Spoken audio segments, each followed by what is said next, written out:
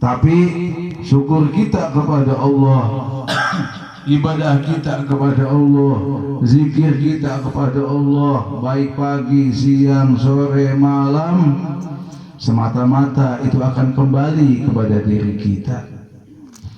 Jadi bukan Allah yang bertambah mulia, tapi kita yang akan bertambah mulia. Tapi kebalikannya, manakala kufur, tidak mau bersyukur kepada Allah, tidak mau ibadah, tidak mau zikir, tidak mengeluarkan harta di jalan Allah, artinya kufur dia kepada Allah, kufur dengan nikmat-nikmat Allah, maka tidak akan mengurangi sedikit pun daripada keagungan Allah, tidak mengurangi sedikit pun kemuliaan Allah, kebesaran Allah, kekayaan Allah. Tapi semata-mata kufur kita akan kembali kepada kita, kita yang akan hina, kita yang akan hancur, dan kita yang akan binasa. Para jamaah yang dimuliakan oleh Allah, salawat serta salam kita panjatkan kepada junjungan kita, tuntunan kita, panutan kita, Sayyidina Muhammad sallallahu alaihi wasallam, yang telah menunjukkan kita dari jalan yang gelap gulita menuju jalan yang terang benderang, yang telah mengenalkan kita kepada siapa Tuhan kita, yang telah mengenalkan kita apa itu Islam, yang telah mengenalkan kita bagaimana itu sholat, bagaimana itu zakat, puasa, haji, dan lain sebagainya. Maka berikanlah, hadiahkanlah salawat dengan sebaik-baik salawat. Karena orang yang banyak bersalawat adalah mereka orang-orang yang paling berhak untuk mendapatkan daripada syafaat Rasulullah.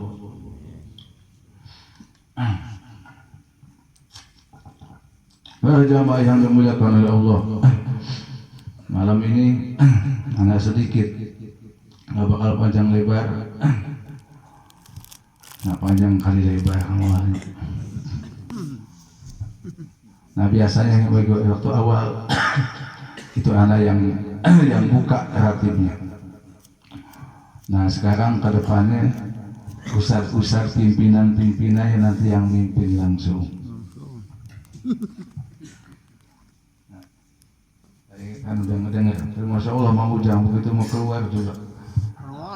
Pada bahasa lagi berita gemeteran tuh ya.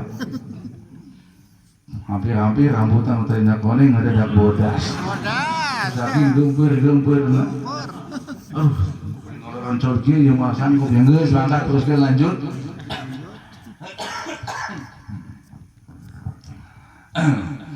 Jangan kasih buku casing, jangan kasih buku bacaan.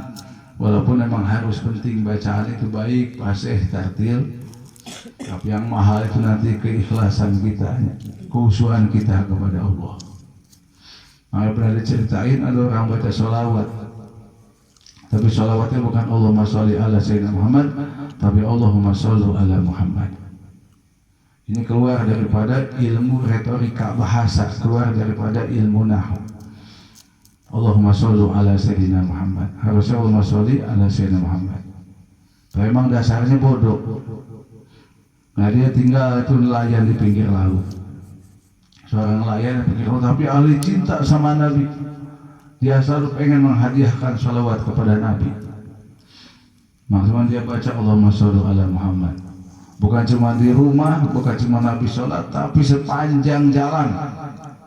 Sambil jalan, pokoknya selama dia melek, dia bernapas, mesti dia bibirnya dia ucapkan Allahumma sholli ala Muhammad, Allahumma sholli ala Muhammad.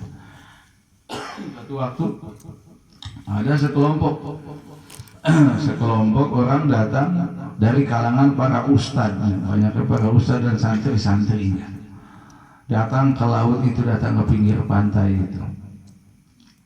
Pas datang di situ, pas lagi jalan, perwisan sama si nelayan itu.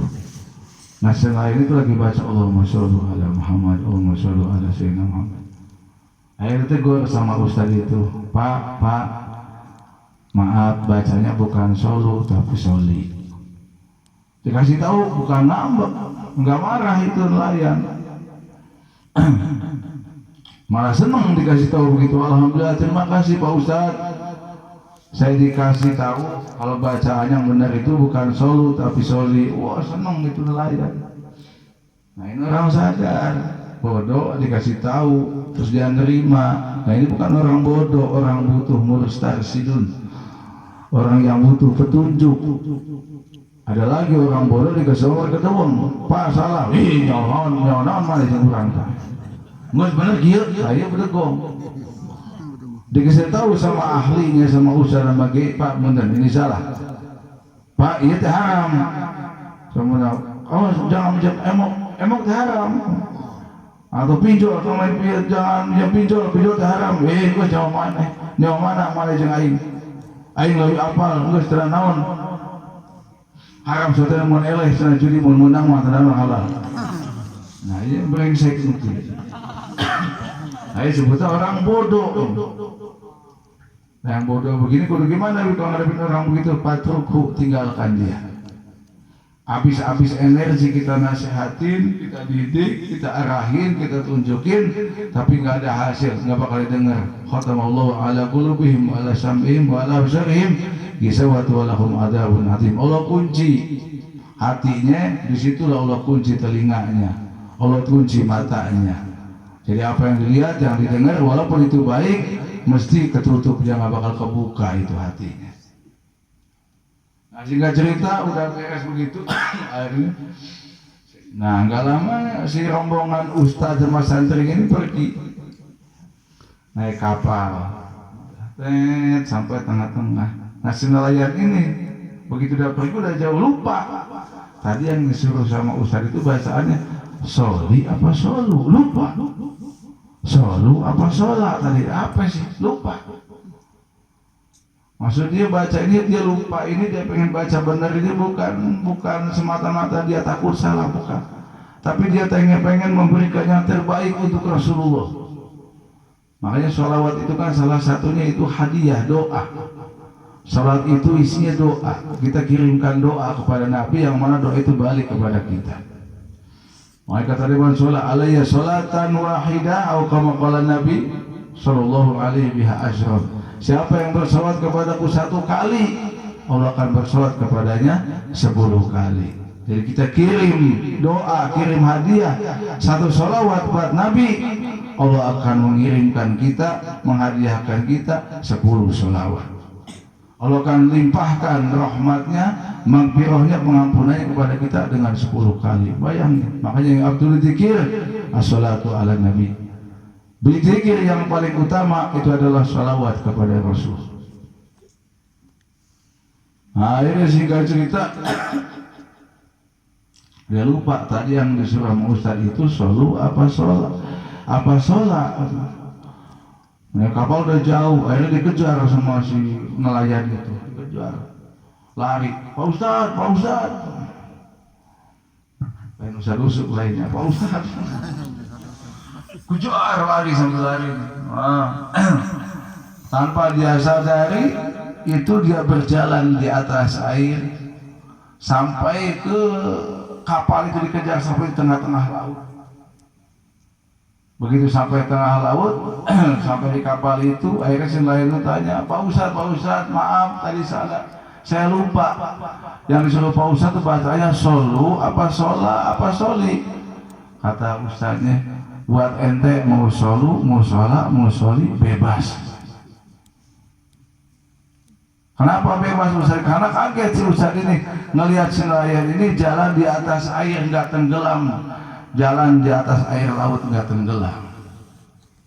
Nah ini karomah, kemuliaan yang luar biasa dari Allah karena dari keikhlasan apa yang dia baca, yang dia amalkan. Nah ikhlas akhirnya berbuah satu kemuliaan dari Allah. Dia dengan izin Allah dia bisa berjalan di atas air. Itu makanya yang mahal tadi ikhlas. Walaupun pasih, Allahumma sholli ala sayyidina Muhammad wa ala ali sayyidina Muhammad. Tapi kalau emang tujuannya dia ria, dia pengen kepuji, bukan tujuannya pengen memberikan yang terbaik buat Nabi, bukan tujuannya karena Allah, karena Rasul, ya hampa itu bacaan. Jelas didengar manusia, tapi nggak jelas di alam malakut, nggak jelas didengar Allah, didengar Nabi. Ya tambahannya walaupun sambil nanti diperbaiki. Begitu kemana-mana baca sholawat. Apalagi sekarang malam kayak zikir berjamaah ini. Berapa puluh, berapa ratus salawat, atau ribu salawat yang kita baca. Dari salawat 11 di awal, belum di tengah-tengah ada baca salawat sampai 10. Itu 21 kali berapa ratus orang ini dijumlahin, berarti per orang segitu. Kalau ada 200, 300 orang, anggap 20 kali 300, 600. Satu orang 600.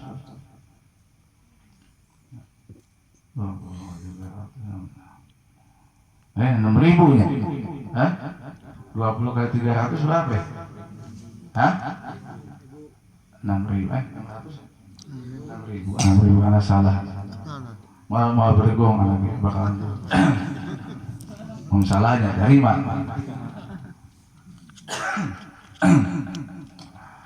Para jamaah yang dimuliakan oleh Allah, Al-Habib Abdullah bin Ali Al-Haddad radhiyallahu anhu, beliau berkata mengenai 4 golongan manusia.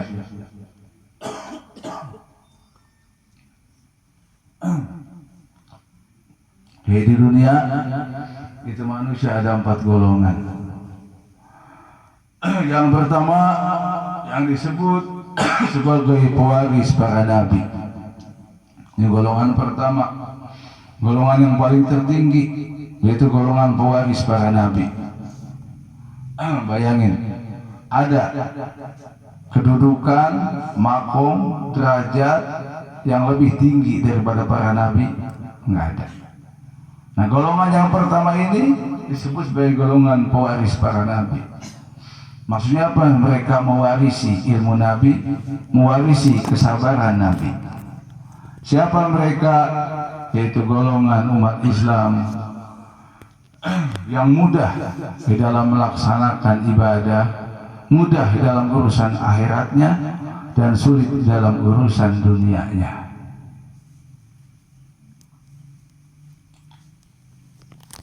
Siapa yang nggak mau jadi golongan para nabi? Siapa yang nggak mau jadi pewaris para nabi? Tapi pewaris nabi, mereka adalah golongan yang mudah dalam mencari kemuliaan akhirat, mudah dalam melaksanakan ibadah, dalam melaksanakan ketaatan kepada Allah, mudah dalam melaksanakan yang wajib, mudah dalam melaksanakan yang sunnah. Ilmunya dipakai di jalan Allah, hartanya dipakai di jalan Allah, tenaganya dipakai di jalan Allah. Setiap ada kebaikan, setiap ibadah gampang.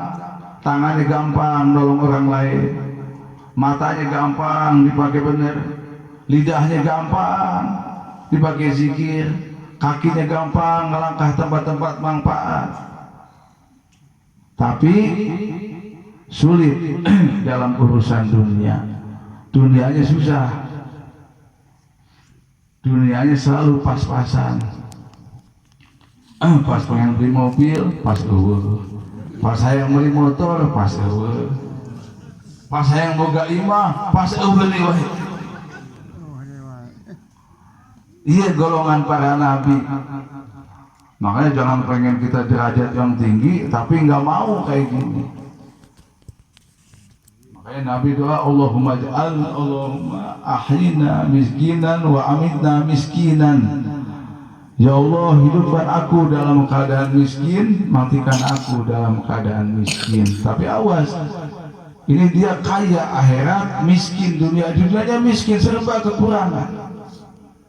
Dunianya, dohirnya, tapi hatinya dia kaya. Karena ilmunya kaya, hatinya kaya, walaupun dohirnya di sekelilingnya dia nggak punya apa-apa, tetap dia dekat kepada Allah. Ini golongan pewaris para nabi. Nah, doa Nabi tadi, ya Allah hidupkan aku dalam keadaan miskin, matikan aku dalam keadaan miskin, atau kumpulkan aku bersama orang-orang yang miskin. Jarang, maka mungkin nggak ada lah umat Islam yang berdoa kayak gini. Mana ada orang yang berdoa minta miskin? Pasti semua doanya minta kaya, minta hayang pun harus tapi. Nah, ditanya, kunaon mah teh doa miskin, apa atau miskin Habib? Jadi itu kudu ngadoa teh pan geus miskin lagi, ini tinggal pun harna.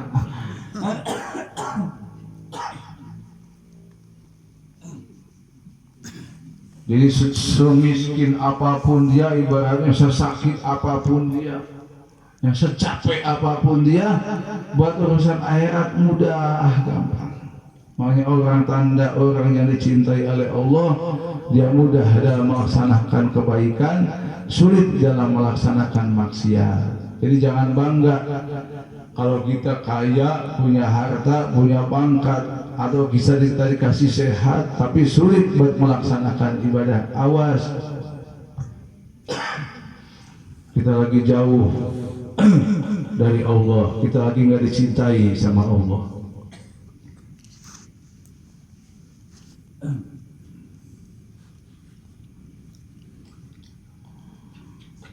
Nah, golongan yang kedua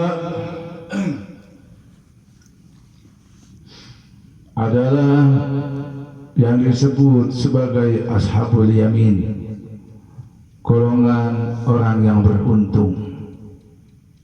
Yang pertama, golongan tadi pewaris para nabi, mewarisi kesabaran nabi. Meski miskin, dia terima kemiskinan itu, dia sabar, dia lapang dadanya, dia tetap taat ibadah kepada Allah. Golongan kedua, golongan ashabul yamin.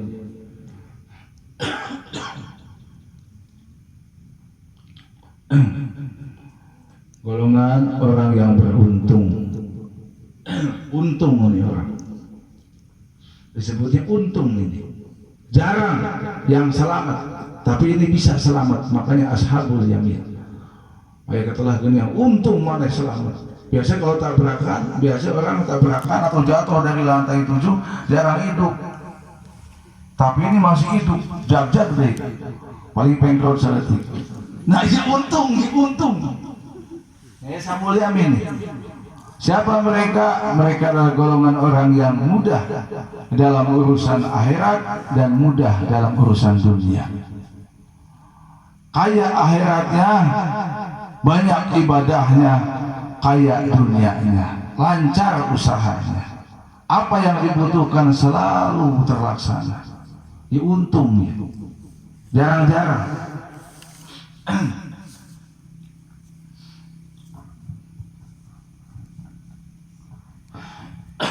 Makanya para nabi kalau ente cek yang kaya sama yang miskin, 90% para nabi diuji sama Allah atau diberi contoh oleh Allah buat umat Islam dari golongan orang-orang yang miskin. Cuma segelintir para nabi yang kaya bisa kehitung. Nabi siapa? Nabi Sulaiman, Nabi Ayub, Nabi Dzulkarnain, Nabi Yusuf. Tadi saya langsung ngali aku aing gitu. Aing Nabi Yusuf, lain Ustaz Yusuf. Dzulkarnain, lain Dzulhaq, lain Dzulkarnain.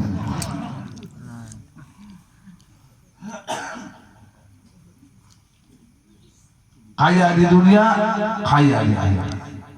Nah, yang pertama tadi kaya di akhirat, miskin di dunia. Itu golongan para nabi. Nah, yang kaya dunia, kaya akhirat, ibadahnya lancar, dunia lagi lancar. Kita lagi sama, pas-pasan wae tadi.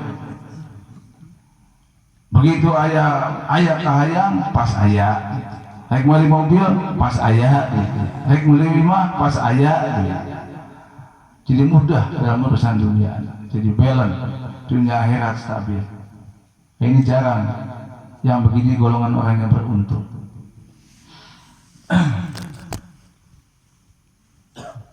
Makanya nggak sedikit umat Islam waktu miskin dia rajin ibadah, begitu dapat kekayaan, begitu dapat proyek dia malas ibadah.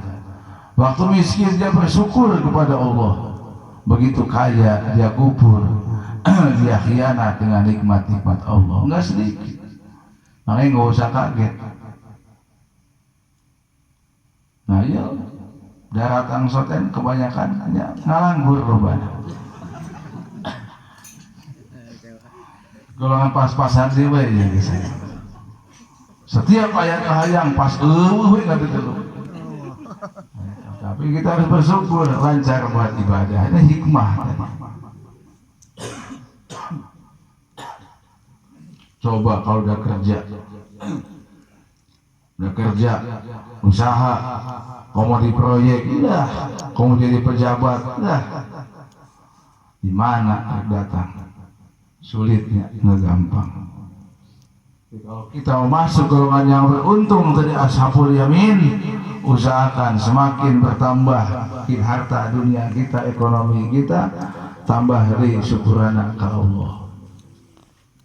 Jadi kebanyakan salah, duit nambah, telet nambah syukuran, kalau nambah gaya hidupnya,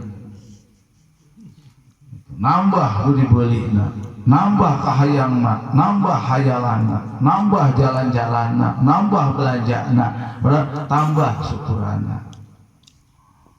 Sebelum gajian saya biasa sedekah 50.000, begitu gajian sedekah anak 1 juta. Sebelum gajian wiridana 100, salawat, begitu gajian 1.000. Nah iya tambah syukuranna. Nah kalau ente tambah syukurannya, berarti ente menghendaki nikmat itu kekal. Tapi kalau anda tidak bersyukur kepada Allah, kubur, berarti emang anda kita menghendaki nikmat itu hilang. Ditahuan, kalau ente pengen nikmat itu tetap kekalnya, tetap ada kekal, maksudnya bahkan ditambah syukuran kepada Allah.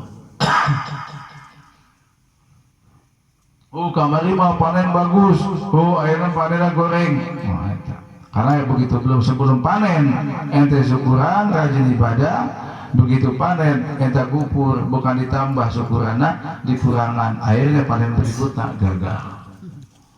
Kalau panen objek stabil terus bagus, ya tadi caranya. Setiap panen syukuran, Jakarta keluar tuh. Zikir mah tambahan, sholatna tambahan, sedekahna tambahan. Ini tidak aneh. Orang susah ibarat orang miskin atau orang sakit datang ke rumah sakit. Tapi ini luar biasa, orang sehat dia datang ke rumah sakit. Emang aja gitu belum sehat datang ke rumah sakit. Maksudnya dia nggak jauh dengan dokter, dia selalu kontrol, selalu konsultasi, dia kontrol, takut ada yang salah, takut salah makan atau salah tadi pola hidup, maksudnya selalu kontrol, dia nggak lupa. Akhirnya dia tahu apa yang dilarang, apa yang harus, apa yang nggak boleh. Jadi kalau jarang, nah akhirnya tinggal kontrol nanti. Nah, dia lupa mana yang harus dia makan, mana yang nggak boleh dimakan. Akhirnya terlena dengan dunia, nah, dia makan apa-apa yang nggak boleh dimakan, akhirnya hancur binasa. Ashabul yamin, mudah-mudahan Allah jadikan kita masuk golongan ashabul yamin.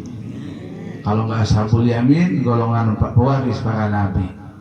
Tuh amin asetik pewaris para nabi. Jangan ku anak ashabul yamin, amin banyak. Begitu golongan pewaris para nabi yang miskin di dunia yang miskin, akhir kata kaya, amin.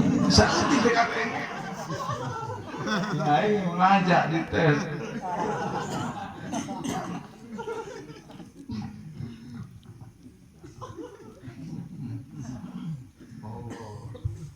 Benar-benar harta dunia menakutkan. Maka ada fakru ayakuna kufrun. Makanya hampir-hampir kefakiran itu menyebabkan kekufuran. Jadi banyak orang gara-gara miskin sampai kufur ke Allah. Banyak orang gara-gara miskin ngejual ginjal. Ada banyak. banyak gara-gara miskin sampai menjual rumah, isi rumah kabeh.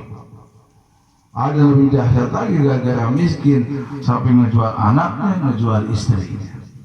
Gara-gara miskin yang lebih bahaya lagi dia ngejual imannya. Sampai keluar dari agama Islam gara-gara miskin. Kenapa saya begitu, Bib? Ya karena tadi hatinya miskin. Kenapa hati miskin? Karena dia miskin ilmu. Nah dia jauh dengan ulama. Bodoh, miskin ilmu, akhirnya hatinya miskin.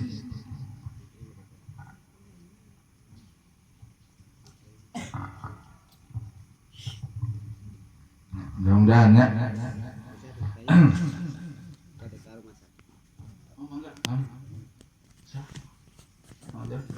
Rumah sakit. Masa mangga.